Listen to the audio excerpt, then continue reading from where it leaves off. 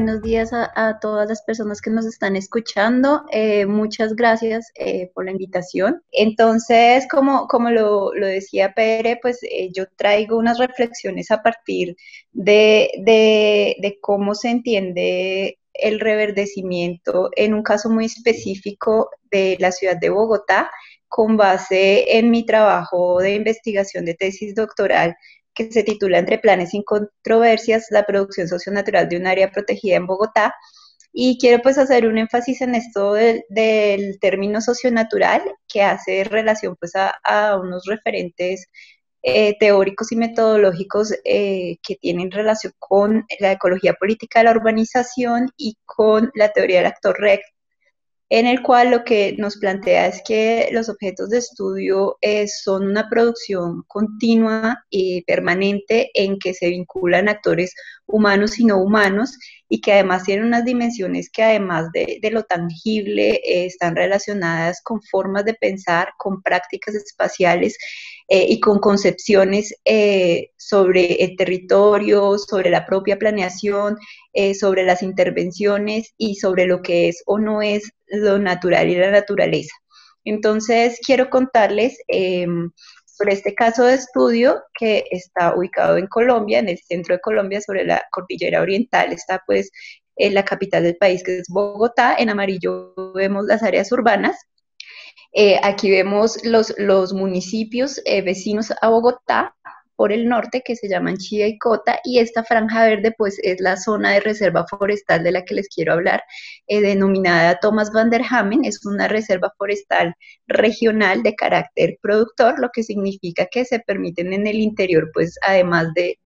los usos residenciales, no es una área deshabitada, se permite también la producción en términos más de recolección de frutos, de producción agrícola, con unas prácticas muy específicas. Entonces voy a contar un poco de cuál fue la historia de esta zona. Esta es Bogotá, y aquí en rojo aparece la reserva que fue creada en el año 2012 por una iniciativa. Digamos, tiene una historia muy larga a la que sería muy bonito referirme, pero por términos de tiempo pues no alcanzo. Pero les cuento que es una iniciativa que viene muy desde el ámbito científico inclusive, y con la visión de poder integrar o de poder conectar a nivel ecológico estos cerros orientales que vienen aquí, que bordean toda la ciudad y que pues digamos que determinan en gran parte la forma en que puede expandirse o no la mancha urbana, con el occidente, que el otro límite que tenemos en Bogotá es el río Bogotá. Entonces se plantea un corredor de conexión ecológica hacia estos dos elementos, que además conecta en su interior una serie de elementos que les voy a mostrar en este momento, que son los humedales, eh, las quebradas. Aquí hay una quebrada que conecta el humedal con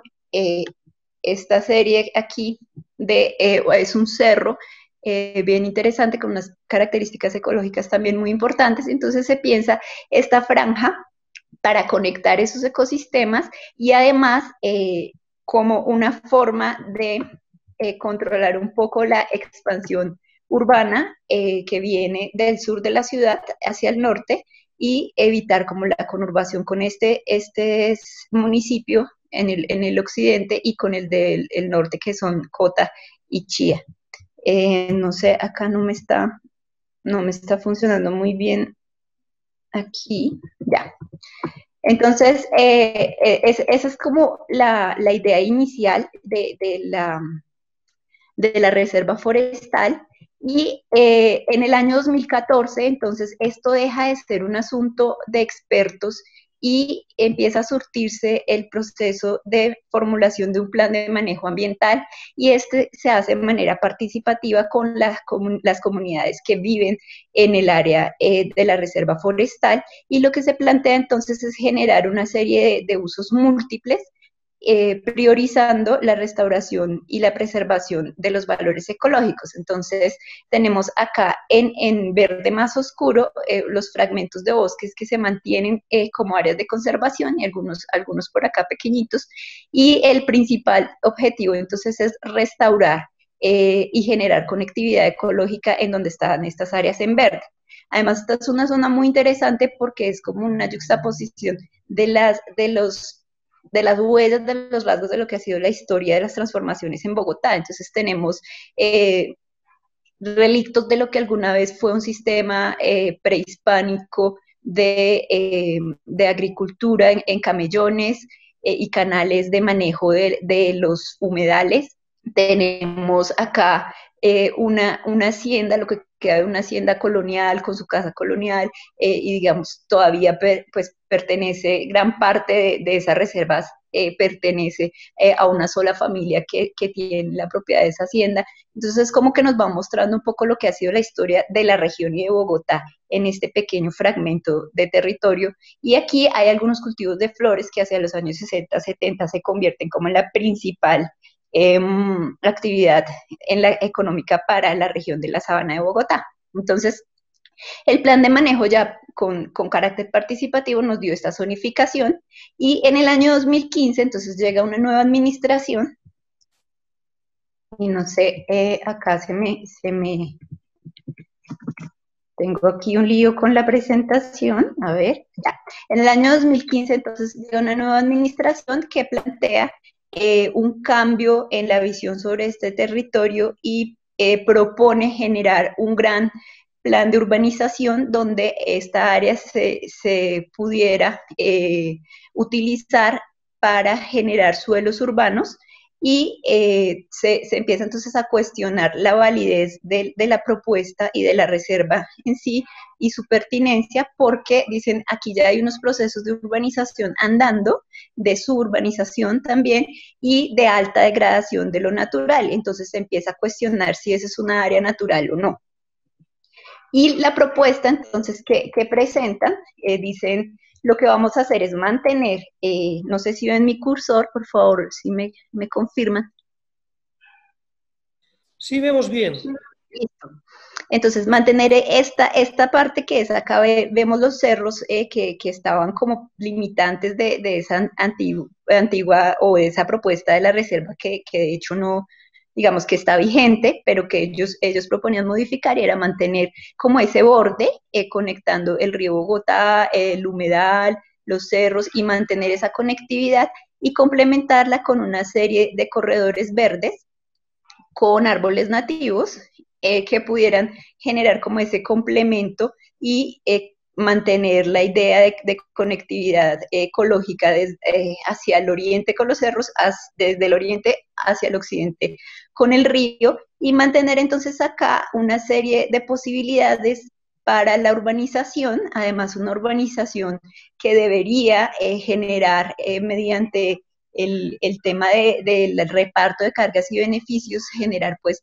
la financiación de esos espacios verdes. Muchos de estos espacios cuando los vemos con detenimiento ya existen y corresponden a áreas privadas, incluso acá hay unos cementerios, acá hay un aeropuerto, entonces un poco de la propuesta de ellos era aprovechar lo que estaba para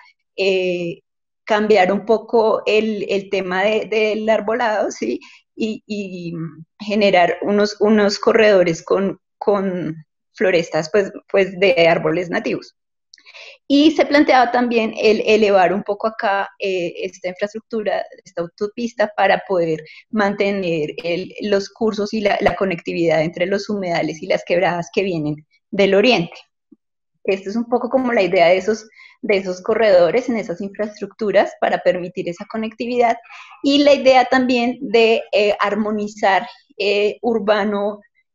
urbano con esa naturaleza y generar espacios públicos con accesibilidad a todas las personas. Entonces se habla también como un discurso de equidad y de acceso a la naturaleza, con una naturaleza pues que tiene por dónde caminar, que si hay personas con movilidad reducida puedan aprovechar esos espacios públicos. Y cuando uno viene a verlo con detenimiento y pensando como en esa matriz que se generaría acá, porque es una intervención que no solo afectaría el área de la reserva, sino más allá que lo que se mantiene en Bogotá como áreas rurales, es una intervención pues que altera mucho más allá de la reserva y que genera pues esta matriz donde están las vías principales que tenía esta propuesta, que en esta imagen no se ven, pero que en esta sí están gruesas, más las vías que se requerirían para generar esa propuesta de los barrios que se establecerían ahí, y pues lo que uno ve es todo el cambio hacia una matriz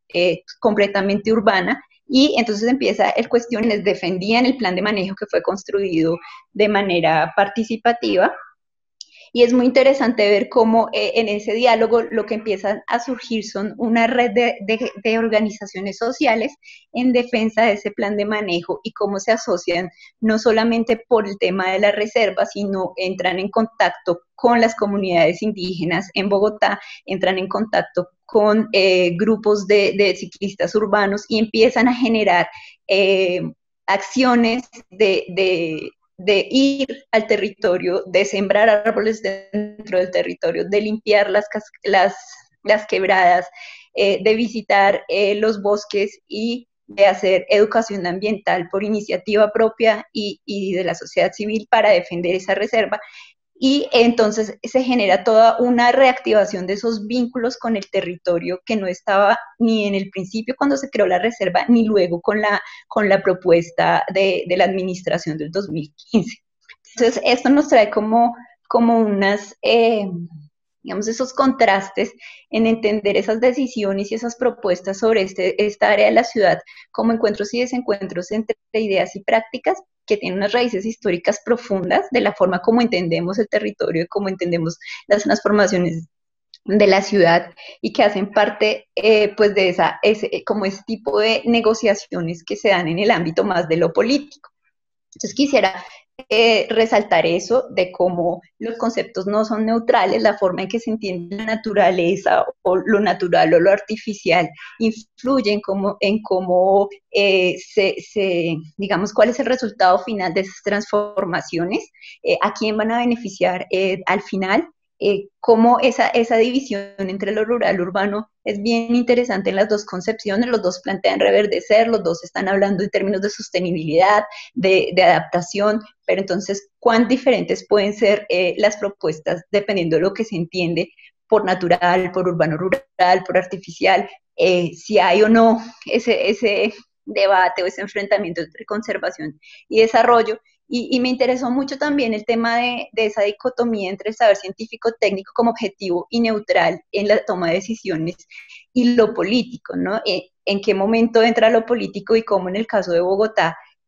cuando entra la población a definir qué tipo de territorio y qué tipo de intervención quiere, entonces se empiezan a cuestionar todos esos, digamos, que lo que parecía un hecho, lo que parecía sobreentendido sobre qué era la sostenibilidad, qué es un espacio público, qué es lo natural o no, entra en cuestión, y se forma toda una visión distinta que nos lleva a lo que tenemos hoy, que es una nueva administración que pretende implementar el plan de manejo que estaba anteriormente porque firmó un compromiso ambiental con las organizaciones sociales. Entonces, es bien interesante cómo se va cambiando, y en últimas vamos a ver a futuro esto en qué termina, ¿no? Entonces, simplemente para hacer un énfasis en que ambas propuestas, cómo se creó la reserva forestal y la propuesta que hubo de modificación en el 2015, pues traen en el fondo una idea de la urgencia frente a una catástrofe, por un lado, por las modificaciones en lo que nosotros conocemos como estructura ecológica principal, que es básicamente la relación entre los ecosistemas y cómo estos nos permiten la vida en el territorio. Y otra idea de catástrofe, por el otro lado, de ver el proceso de urbanización, digamos, se manejaba un discurso en el que se decía que no había más suelos para que la ciudad creciera. Entonces, eso es una catástrofe porque estamos creciendo en los municipios alrededor, ya no hay suelo, entonces necesitamos este suelo y es urgente y es ya. Entonces, ¿cómo se maneja esa idea de urgencia para generar también unos límites de lo que se puede negociar y quién puede negociar o no? Y se maneja entonces un poco la idea del consenso, ¿no? Entonces, si hablamos todos de sostenibilidad, estamos ya, partimos de lo mismo y podemos dialogar. Pero cuando se cuestiona qué es esa sostenibilidad, si es realidad o no esa catástrofe, en qué consiste, entonces se empiezan a dejar por fuera algunos actores en el momento de las negociaciones. Entonces, creo que eso abre varias cuestiones para tener en cuenta más adelante en el momento del debate. Entonces, pues dejo hasta ahí. Muchísimas gracias.